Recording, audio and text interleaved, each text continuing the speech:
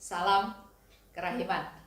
Hari ini 1 Desember, di tanggal pertama di bulan yang terakhir.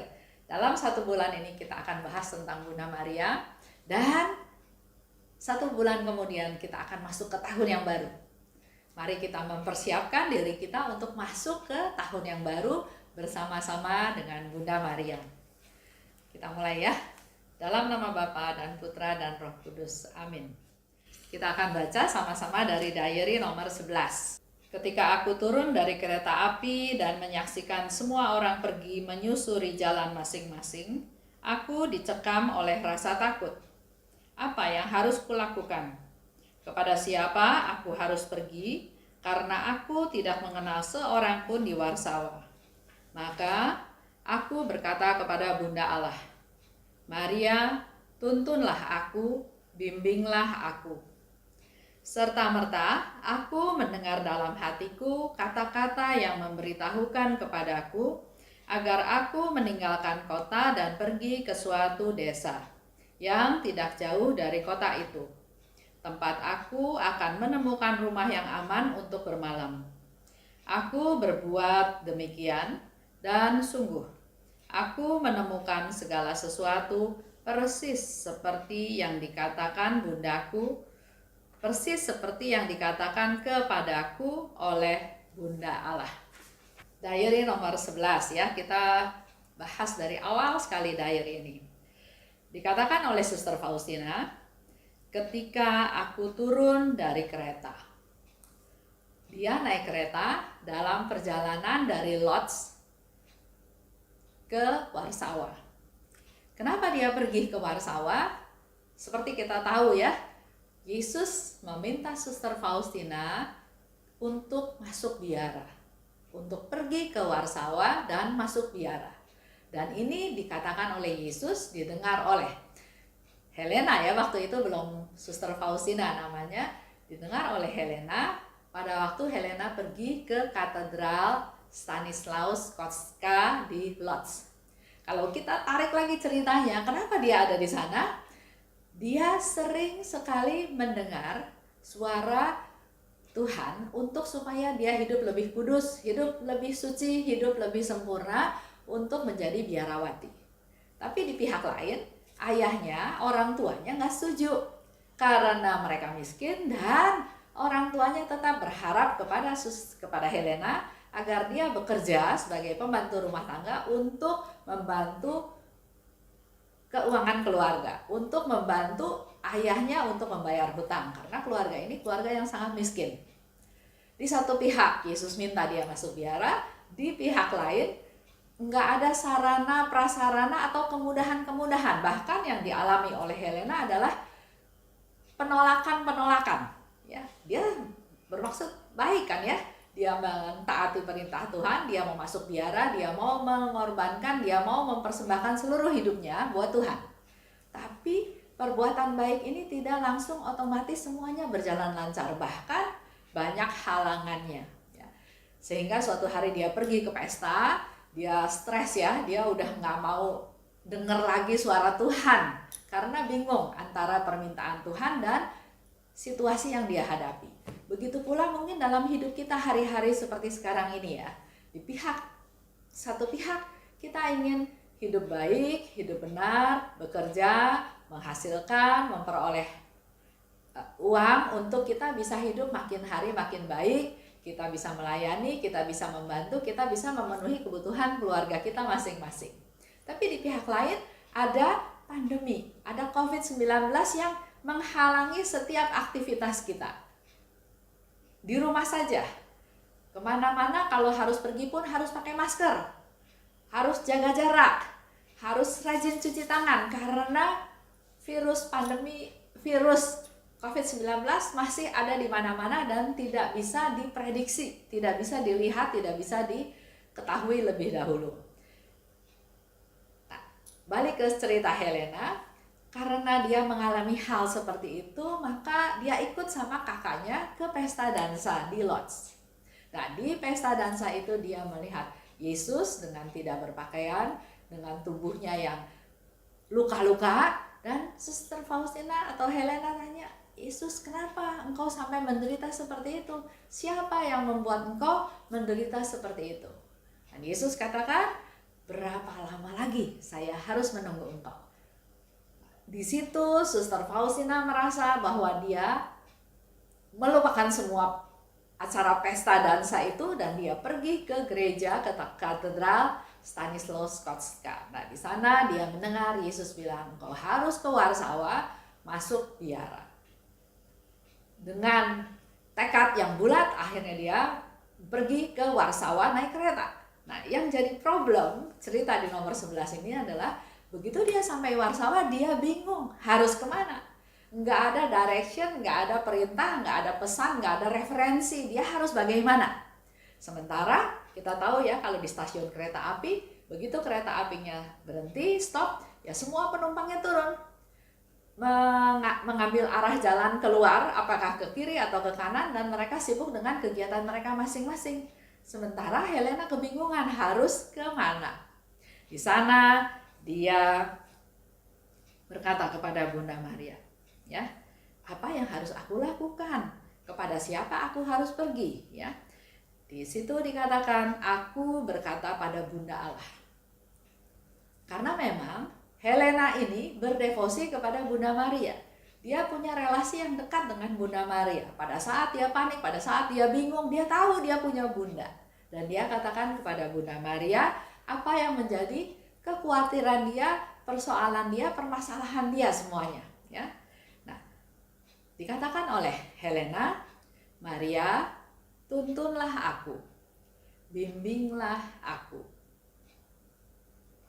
Kalau Helena punya relasi yang baik dengan Bunda Maria, pasti dia juga enak ya ngomongnya seperti kita berbicara kepada ibu kita masing-masing. Nah, persoalannya buat kita semua adalah apakah kita punya relasi yang dekat dengan Bunda Maria? Masih ingat ya, Yesus di atas salib, dia katakan, ibu, inilah anak-anakmu. Dan kepada kita semua, kepada Yohanes ya, di situ dikatakan, inilah ibumu.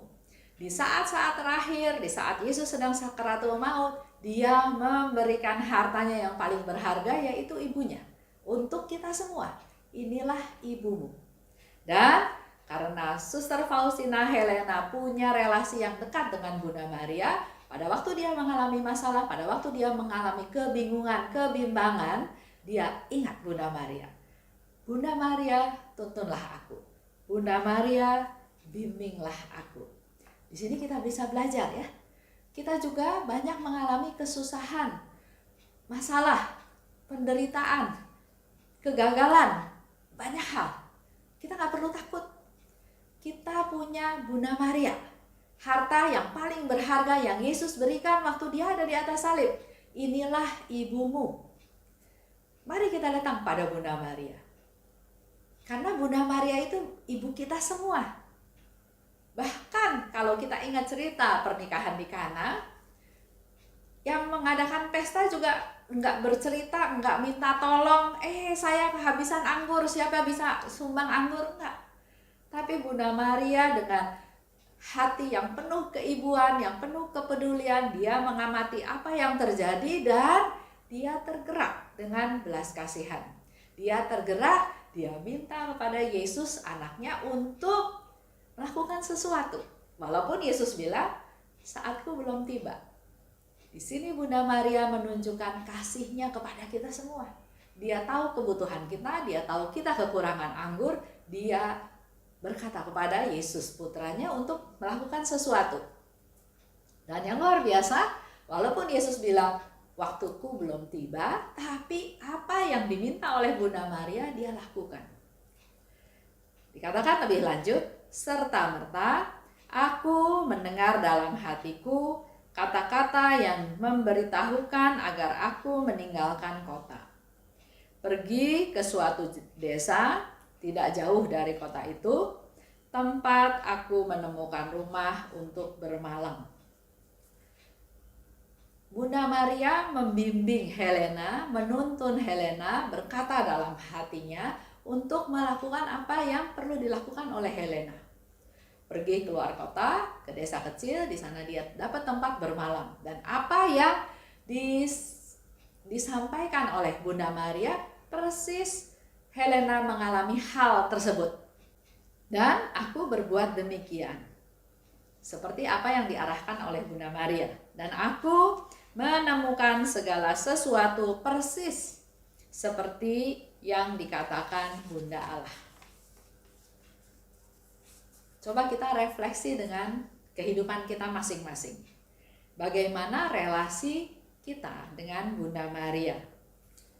Kita berdoa rosario setiap hari, atau kita ikut novena 3 Salam Maria, atau juga doa malaikat Tuhan, atau kita juga ikut novena Maria diangkat ke surga, atau Maria dikandung tanpa noda. Apa yang kita lakukan, relasi apa yang kita lakukan untuk berrelasi dengan Bunda Maria? Doa rosario ada 4 peristiwa. Peristiwa gembira, peristiwa sedih, peristiwa terang, peristiwa mulia. Itu bisa kita lakukan setiap hari. Di mana peristiwa demi peristiwa itu perlu kita renungkan, perlu kita hayati, karena di dalam setiap peristiwa tersebut juga terjadi 5 peristiwa yang lain. Contoh, peristiwa gembira. Maria menerima kabar gembira dari malaikat Gabriel. Kita bisa renungkan. Ya. Yang kedua, Maria mengunjungi Elizabeth saudaranya. Yang ketiga, Yesus lahir di Bethlehem. Yang keempat, Maria mempersembahkan Yesus ke bait Allah. Yang kelima, Yesus diketemukan di bait Allah. Nah, setiap peristiwa itu bisa kita renungkan, bisa kita hayati, bisa kita gali maknanya lebih dalam lagi. Yesus diketemukan di bait Allah. Setelah dicari-cari selama 3 hari, ternyata Yesus ada di bait Allah. Itu pun menjadi refleksi buat kita. Kalau kita mau cari Yesus, kita pergi ke gereja, kita pergi ke rumah Tuhan. Yesus ada di sana. Yesus mengajar, Yesus membuka diri untuk kita semua yang memerlukan Dia, yang butuh, yang lapar, yang haus akan firman Tuhan, akan kekuatan, akan rahmatnya Dia. Lanjut ya. Kalau kita pergi ke Warsawa, ke Polandia, di sana juga ada basilika, ada gereja disebut Jasna Gora. Itu disebut Bukit Cahaya. Di sana ada Bunda Maria yang disebut Black Madonna ya, di Częstochowa. Kalau kita ke sana kita bisa melihat lukisan tersebut. Menurut cerita, lukisan tersebut dilukis oleh Santo Lukas di atas meja yang dibuat oleh Yesus. Karena Yesus kan anaknya tukang kayu ya. Jadi Yesus membuat meja dan Santo Lukas menggambar Bunda Maria sedang membopong bayi Yesus di atas meja tersebut. Dan yang spesial, yang unik dari Maria Jasna Gora ini adalah setiap periode tertentu bajunya Bunda Maria dan kanak-kanak Yesus itu berganti warna ya. Kadang warnanya biru, ada warnanya emas, ada warnanya merah. Kalau ke sana, mari kita pergi ke Bukit Cahaya Jasna Gora. Disebut Black Madonna. Tempat itu adalah sebagai pusat dari umat Katolik di Polandia. Cerita sedikit tentang ikon ini ya. Diketemukan oleh Helena, ibu dari Kaisar Konstantin. Ikon itu disimpan di Konstantin di tahun 500-an. Tahun 803, lukisan ini jadi hadiah pernikahan dari Kaisar Bizantin dan ditaruh di istana selama 600 tahun. Tiba di Polandia itu tahun 1382. Dibawa oleh tentara yang melarikan diri dari serangan kaum Tartar. Selama penjarahan di kota Belz, awan menaungi kapel di mana lukisan Bunda Maria tersebut ditempatkan. Tahun 1386 didirikan biara untuk tempat lukisan tersebut. tahun 1430 ada tentara yang menyerang biara tersebut, ya. Tentara dari kawanan Husid ditulisnya, ya. Dia menyerang, merampok biara tersebut dan merobek lukisan tersebut dengan pedangnya. Lukisan ini mau dibawa pergi, ditaruh di atas kereta, ya. Tapi ternyata keretanya nggak mau jalan. Karena keretanya nggak mau jalan, maka akhirnya lukisan itu dilempar ke lumpur, tapi sebelumnya dicoret-coret dulu atau disobek oleh pedang. Kalau kita melihat lukisan ini, memang di wajahnya Bunda Maria ada 3 sayatan bekas disayat pisau, ya. Tapi waktu si orang jahat ini mau menyayat yang ketiga, si tentara ini jatuh dan meninggal. Para biarawan berusaha menutup luka tersebut. Jadi walaupun sudah ada cacatnya, ya, ada bekas goresan pedang, lukisan tersebut berusaha diperbaiki, dicat lagi supaya cacat itu nggak kelihatan. Tapi yang terjadi, luka tersebut muncul lagi, jadi nggak pernah bisa diperbaiki. Akhirnya ya dibiarkan seperti itu aja. Nanti kalau Bapak Ibu ke sana bisa lihat, ya, di mana gambar Bunda Maria itu ada 3 sayatan bekas pedang di wajahnya. Gambarannya Bunda Maria dan kanak-kanak Yesus, dan orang Polandia berdevosi kepada Bunda Maria. Oleh sebab itu nggak heran, ya, kalau si Helena kecil ini juga sudah punya relasi yang begitu dekat dengan Bunda Maria. Kita lanjut. Terjadi mukjizat pada tahun 16 terjadi mukjizat pada tahun 1655. Tentara Swedia dikepung di Czestochowa, ya, di situ, ya. Prajurit Polandia berdoa di depan lukisan tersebut dan ternyata musuh mundur. Tahun 1956 Raja John Casimir mengangkat atau menyebutkan bahwa Black Madonna dari Czestochowa ini menjadi Ratu Polandia, menjadi pelindung dari rakyat Polandia, menjadi ibu kota rohani dari Polandia, ya, Czestochowa tersebut. Mukjizat ini diakui oleh Bapak Paus Clement ke-11 di tahun 1717, dan tahun 1925 Bapak Paus Pius ke-11 menentukan tanggal 3 Mei, tanggal perayaan dari Bunda Maria Black Madonna ini, Bunda Maria Czestochowa. Itu sedikit cerita tentang Bunda Maria, ya. Nah, mari kita mulai dari tanggal 1 Desember ini, kita juga mulai menjalin relasi yang semakin hari semakin dekat, semakin intim dengan Bunda Maria. Karena Maria sungguh ibu yang diberikan oleh Yesus kepada kita pada waktu Yesus ada di atas salib.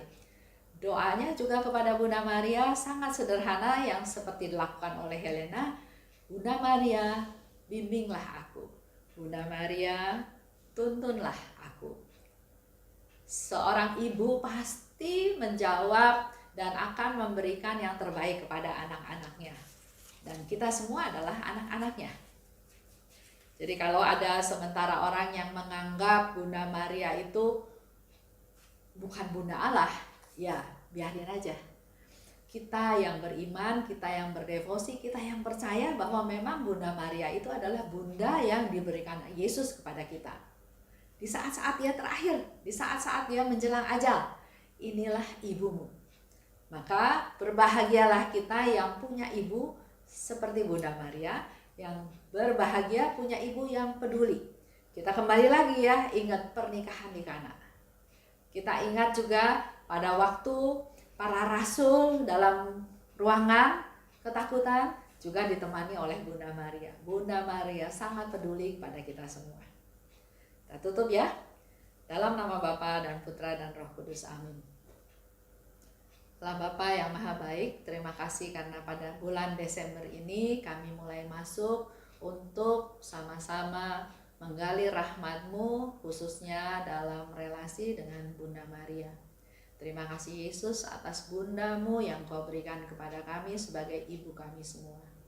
Bunda Maria, Engkau tahu anak-anak-Mu, kelemahan daripada kami, ketidakberdayaan, keterbatasan kami.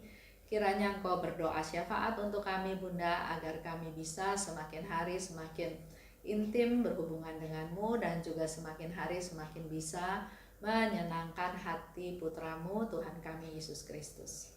Terimalah salam kami ya Bunda. Salam Maria, penuh rahmat, Tuhan sertamu. Terpujilah engkau di antara wanita, dan terpujilah buah tubuhmu Yesus. Santa Maria, Bunda Allah, doakanlah kami yang berdosa ini sekarang dan waktu kami mati. Amin. Dalam nama Bapa dan Putra dan Roh Kudus. Amin. Salam kerahiman.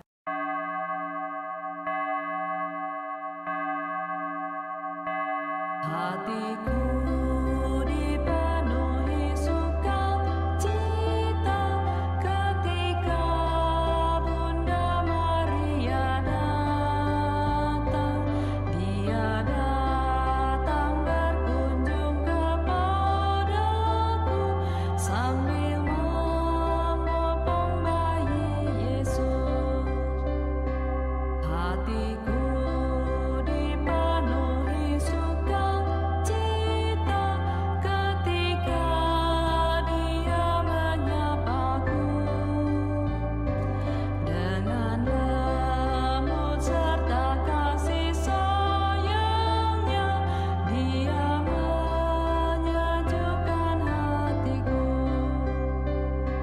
Dia berkata, janganlah aku takut, karena Dia selalu bersama.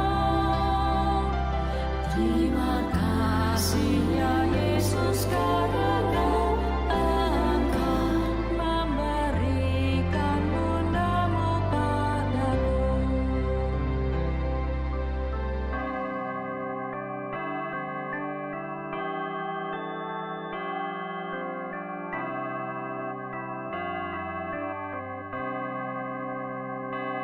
Hatiku